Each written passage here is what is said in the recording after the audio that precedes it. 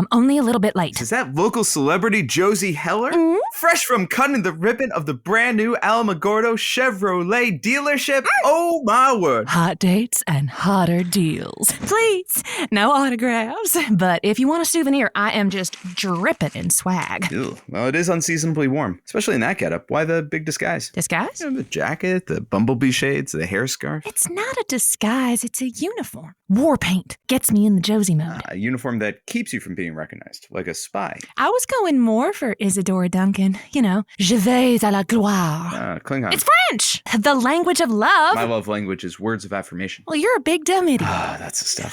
So what's the... It means I go forth to love. Those are her last words, right before she was strangled by her own scarf. Yeah, I've met girls who go forth that way. Intentionally? That's how she died! Le petit mot. Oh, that you know. Oh, yeah. I know sexy French. Hannah Montana. I don't get that reference. But you know Isadora Duncan? Yeah. Joe, if you take me to your time machine, I'll help you fix it. We can send you back. Speaking of sending folks back where they came from, did Mark head out already? Yeah, you just missed him. I'm surprised the good doctor didn't wait for a proper... Night-night, cutie. If he had, he wouldn't have made his flight. Oh, so he's off to conquer the final frontier. He's doing what he does best, off to annex another station into the KBXV megalith. I hope Nevada's ready to join the club. Man, and just to think, a few short months ago, you were peeing your pants over expanding the network to Colorado. Well, now I'm local celebrity Josie Heller, and they're lucky to have me. Now, there's that swag. Careful now, though. Don't get too cocky. Nice to see you warmed up. 5, 4, 3... 2, 1. Good night, cuties, and welcome to Josie's Lonely Hearts Club. I'm your host, Josie Heller. Let's spend the night together. I've been called a social butterfly more than once, but I prefer the term social firefly. I come out when it's warm and dark, I dazzle you for a little, and then I wink into the indigo night, leaving you wanting more. But if I'm being really honest, this little honey's been a busy, busy bee. I've always said that there's enough Josie to go around, but the past few months have certainly put that to the test. With the growth of the show, I've been cross-pollinating, putting my feelers out and sticking my proboscis in everybody's business, particularly local businesses. Last week, I had the honor of cutting the big ribbon at the new Hyundai dealership at Espanola. It reminded me of the time I set off the starter's pistol at the Monaco Grand Prix. Now, I know, comparison can be the thief of joy. But these events were practically indistinguishable. I mean, sure, the drinks were stronger in Monaco, but here at home, the company is incomparable. Now I can say I've got 2 grand openings under my belt. So let's celebrate, cuties. My debutante days are behind me, but I want to hear about your coming outs. Give me your fetes, your festivities, your radiant second acts, your galas and parties and soirees, your shindigs, hobnobs, hootenannies, orgies, proms, occasions, banquets, barbecues, bashes, and balls. Let's get sweaty and throw confetti. My number's always 505-555-KDNM. It's our party. We can fly if we want to. Frank, anyone out there ready to take a smack at our piñata? Well, hand me my starter's pistol. It's time to welcome Lewis, calling in from Denver. Lewis from Denver, welcome to the show. Hey, Josie. Thank God I got you. I'm having some trouble coming to terms with telling my girlfriend something that I've been keeping from her. Oh, yikes. Well, you've called the right place. What are you working up the courage to tell her? I need to tell her that she is a terrible actress, and I don't think she should continue down this path that I helped her get on. Is this a recent thing? How did this start? I'll take it back to the beginning, okay? Okay. She had a grand opening of her show last week. She was Hamlet in an all-female production of Hamlet that is also a musical, also uncut, so it's about 5 hours. And she was absolutely terrible. Oh, no. Yeah. Is she a veteran actor, or is this her breakout role? This is the tricky part. This is her breakout role. Oh. You know, she was an insurance adjuster, and she kind of hit a place in her life where she was looking for some passion, you know, and I was like, why don't you try doing pottery or painting?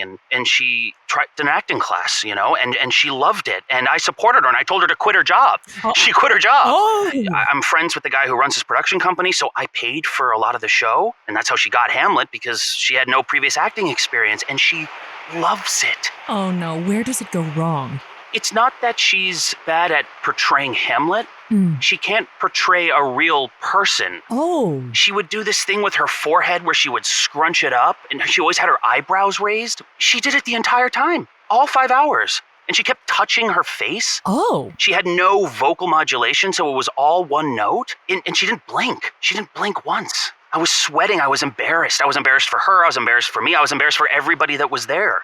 I couldn't stomach it. Once the show ended, I just ran out of the theater. Oh, God, she keeps calling me. She's calling me right now. What I think you need to do is you, as her partner, need to be the one person who's honest. I can't. I haven't left my apartment. I haven't left my apartment in 3 days. Okay, I'm hearing the fear. What is it that you're afraid of? You pick up the phone and what happens? I don't want to lose her. I was going to propose to her. Oh, gosh. You still could. Do you just not want to marry an abysmal actor? I do want to marry her, but I just want to pretend like this never happened. I think all you have to communicate to this woman is that you are so proud that she put herself out there, and that not everyone needs to be an actor.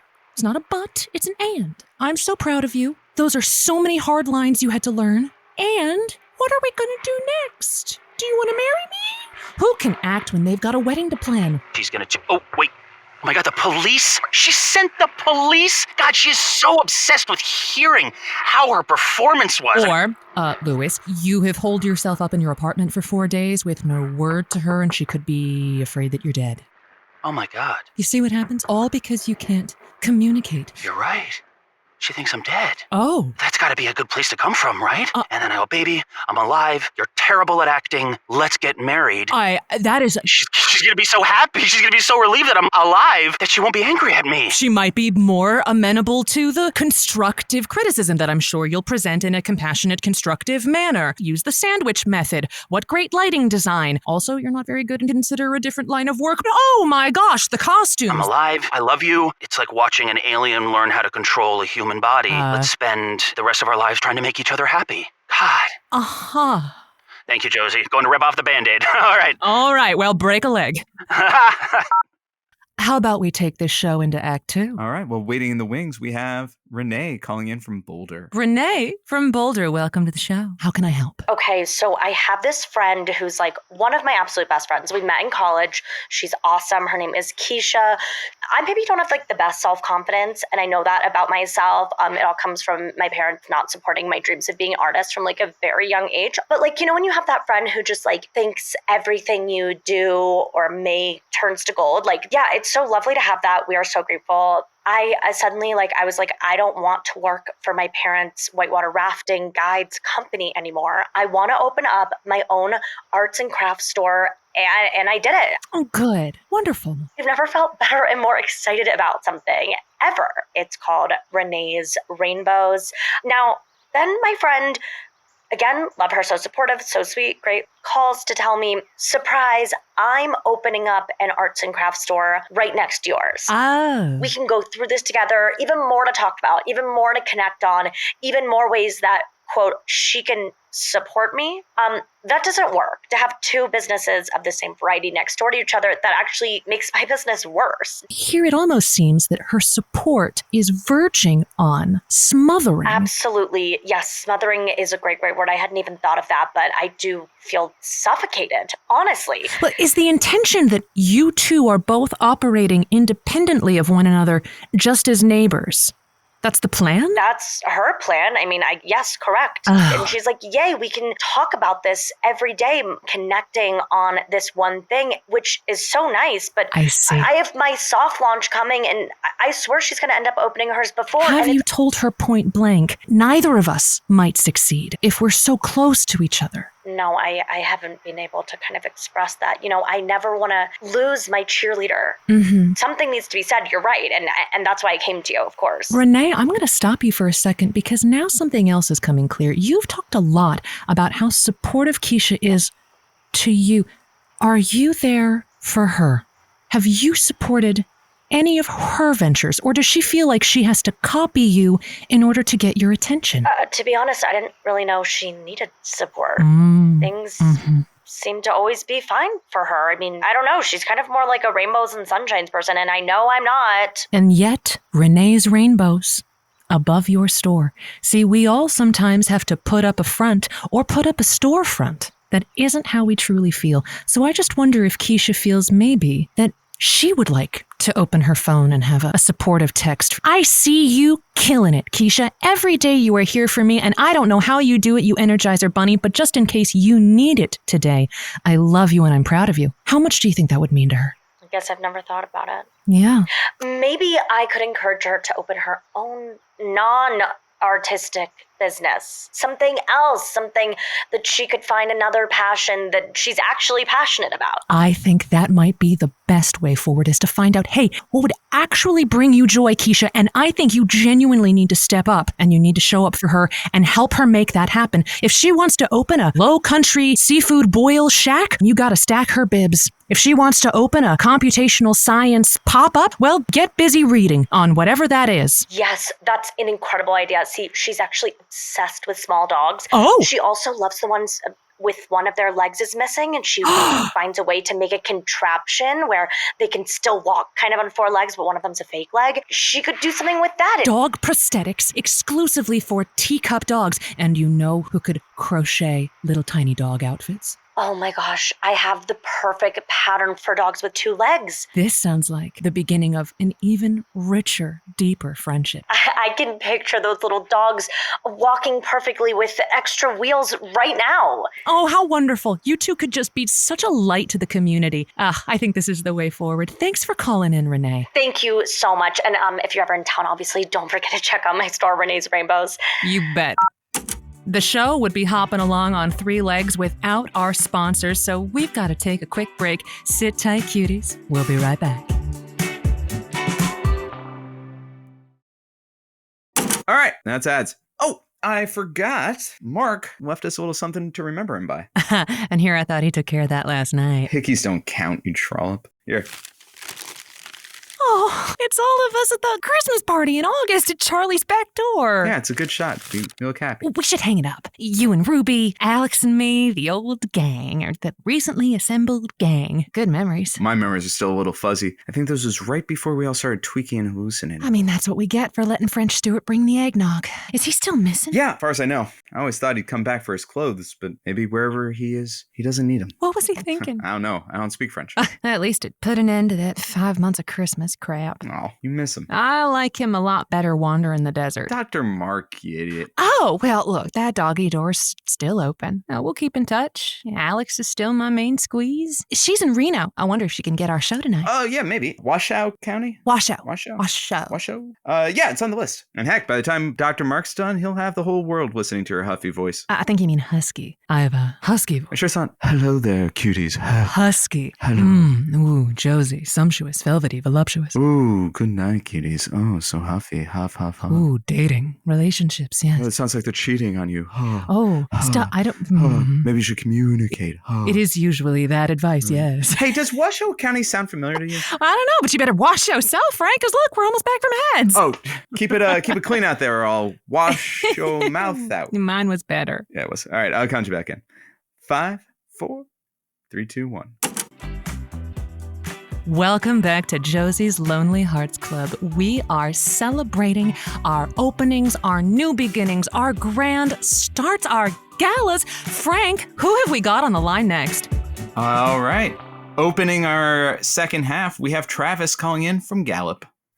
Travis from Gallup. Welcome to the show. Hey, Josie, thanks so much. So I'm outside at this party right now, and I am looking at Melissa, who I've had a crush on for so long, and I think she might be breaking up with this guy she's been dating for a really long time, and it's a little intense, but I'm seeing a chance, Josie, and all my other friends, they're all gonna want a shot too, but I want what's best for them and what's best for her, but I want to be with her. So Melissa's sounds like a hell of a catch. Yeah, it's a breakup right now. I mean, it's getting heated, and the other guy, he looks like he's trying not to cry because he's in public, and I just want to, what do I do here, Josie? Do you want to be the guy who swoops in literally seconds after she becomes single? Does that not seem a little predatory? It's an act fast type of situation. I see. Does she sort of hop from relationship to relationship, not a lot of downtime in between? Well, yeah, but the thing is that when she's with someone for a long time, and it's definitely the end. He's looking pretty deflated, so I'm going to get an opening here, and I'm not the only one.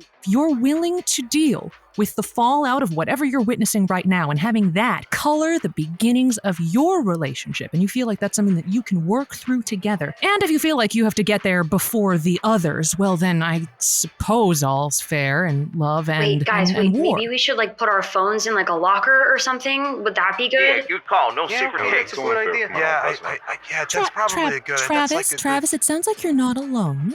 Yeah, I'm not alone. I have you on speaker. I'm with a couple other guys. Hey, Josie. Okay, Josie, I'm sorry, but I need someone. So Travis, you're kind of thinking about yourself. I've used my phone to call Josie. It's my minutes on my phone plan. I think I have a little sway. I personally think that I'm the best match. Are all of you trying to date Melissa? Yeah, we're all fans of the show. If Josie could connect to any of us more than others, she would get to weigh in on that. We knew you were on the air. We thought we would call in and see. And sort of say, oh, you seem sadder. You seem like you need someone. I think I can meet all her needs. Melissa needs someone who can protect us. No one within our group can give us that. It's that outside perspective. Just think the best match would be I would Melissa really do and everything. I've seen other people be interested in you, and maybe that's not the same for me. And Do it. Physical, eat.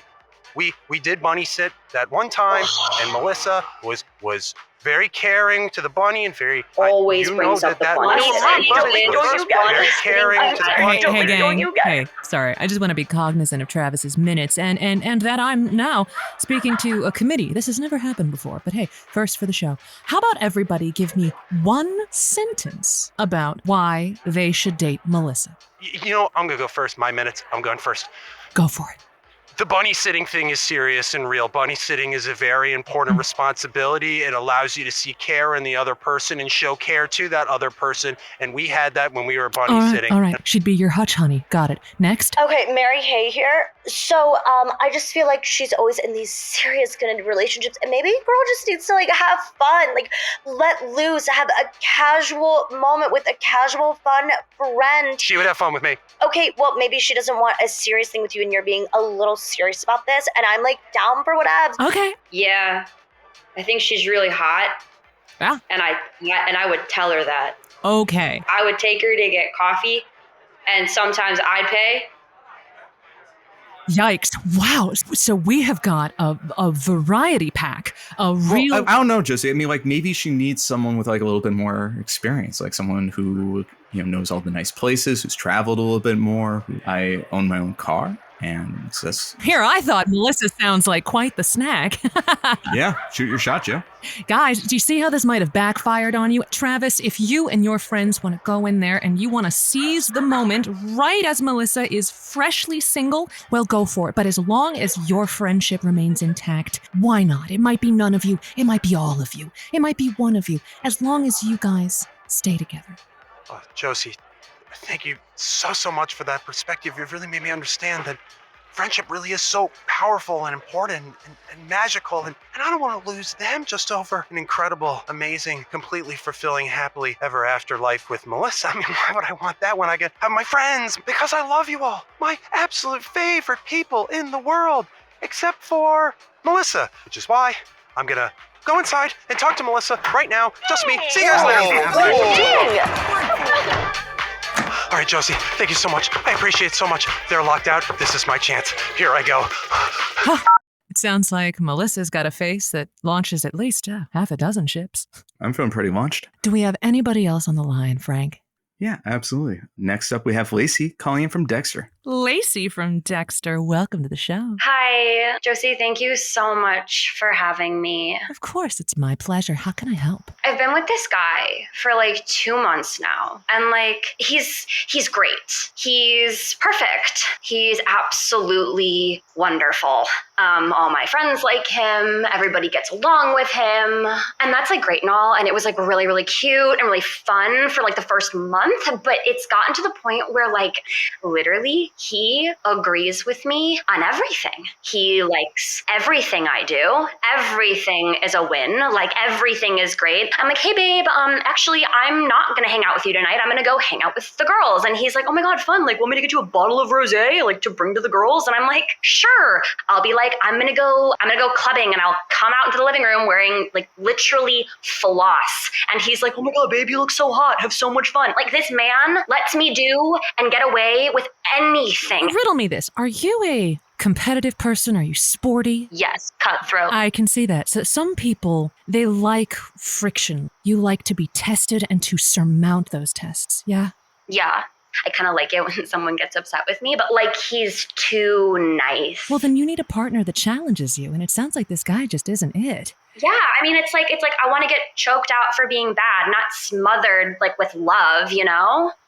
Yeah, you might be a brat, and I don't think there's anything wrong with that, because here's the thing. I think there are some of us who are such dynamos, we're such go-getters in the world, you know, so that when we have a partner that we want to open up to, that person needs to challenge us, make sure that we stay sharp, that we stay competitive. That's how I feel too. But everybody that I talk to is like, no, like Tom is perfect. He's so nice. And like, is it stupid if I let him go? 2 months is a baby relationship, and there is no wrong reason to break up with somebody. Can I just...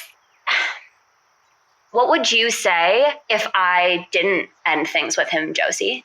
I'd say, I'll be honest, next time it won't just be walking around in floss. Next time, I think you'll be trying to flirt with people in front of him to get a reaction. Are you saying that that's a bad thing to do? I don't advocate for it, because if you can't just ask him for something that you want, then you manipulating him to get it. Well, look, Lacey, I don't want that on your conscience. But what if I want it on my conscience? You mean... So you want to intentionally provoke Tom? What if it, like, makes him a little more daddy? Ah, well, you could ask. What if I don't want to ask? Well, it sounds like you got your head set on this, and I'll just tell you... Josie, can I ask you a personal question? Yeah, why not? In this situation, do you think you're more like me, or do you think you're more like Tom? You know, that's interesting. I have been Tom. It's not fun. Josie, would you want to get Lacey'd? Oh, no. It wouldn't make you angrier. It wouldn't make you spicier. It would make me angry. It would make me angry, but in a not spicy way. It would make me angry to a break up way. I would go, why did you do that? Why couldn't we have a discussion about this? What I'm hearing is...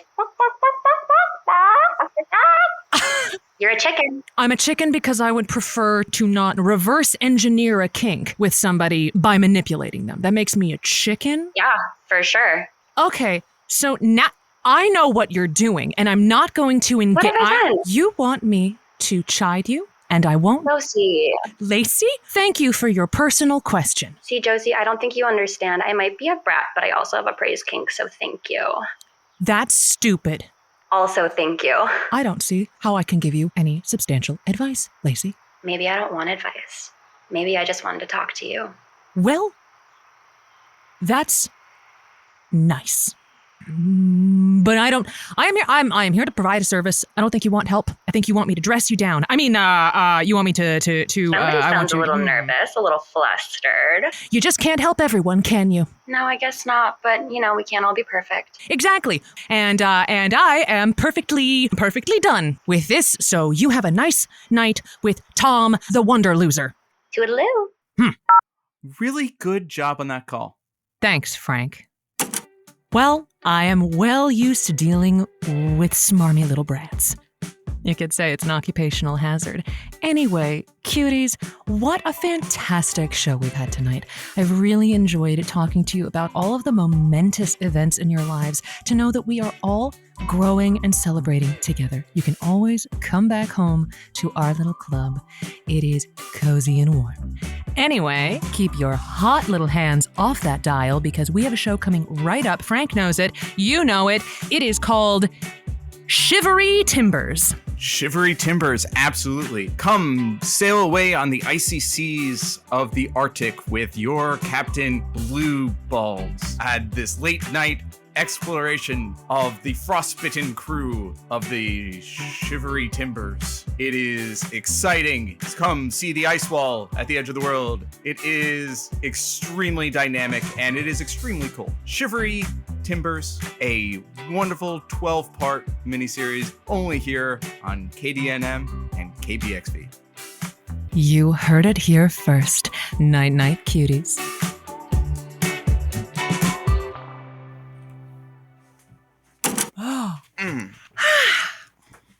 What you doing? Well, I want to hang up the photo, so I'm just looking for a smacky boy. The hammer?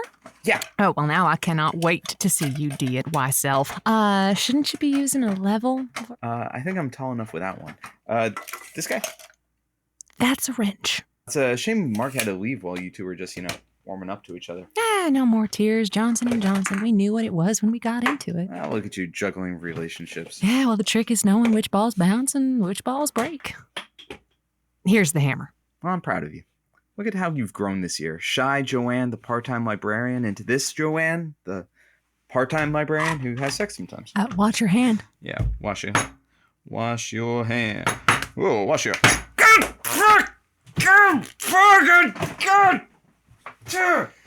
Oh. And what about you? Going steady like a mature adult? I mean, you and Ruby have to be meeting each other's families and stuff by now, right? Yeah. God, yeah, imagine taking her up to the family lake house in Washoe County. Oh, God. That's Tahoe. Lake Tahoe? From the magazines? Oh, God. You're saying that we just broadcast our show with me on it to Lake Tahoe. Well, I suppose we did. Oh, they heard it. You want to tell me what your phone did to piss you off so much? Yeah, I can't really get into it because I think I broke my thumb. Yeah, it's swelling bad. Yeah, so I'm going to go to the hospital. Yeah. And if you need me, you could just shoot me a quick text. No, you could write me a postcard. Mm-hmm. I never get mail. Anyways, you could do the credits, right? Okay. Yeah, you don't have any questions. Thanks. Okay. Josie's Lonely Hearts Club was created by Maximilian Clark and Rachel Music. Our callers this week included the talents of Avra Friedman, Aria Tereza Salai, David Lawson, and Nick Reinhardt. Our story editor is Aliza Brugger. If you're with us in season Frickin Four, then let a cutie in your life know about us. Share it with them. The show is brought to you by the Good Story Guild. You can follow those weirdos on Instagram, join their Discord in the show notes, and I'm talking to you. If you've got something that you would like Josie to chew on air, well then send us a voicemail to audio@goodstoryguild.co, and who knows, you might end up on season 5. Night night, cuties.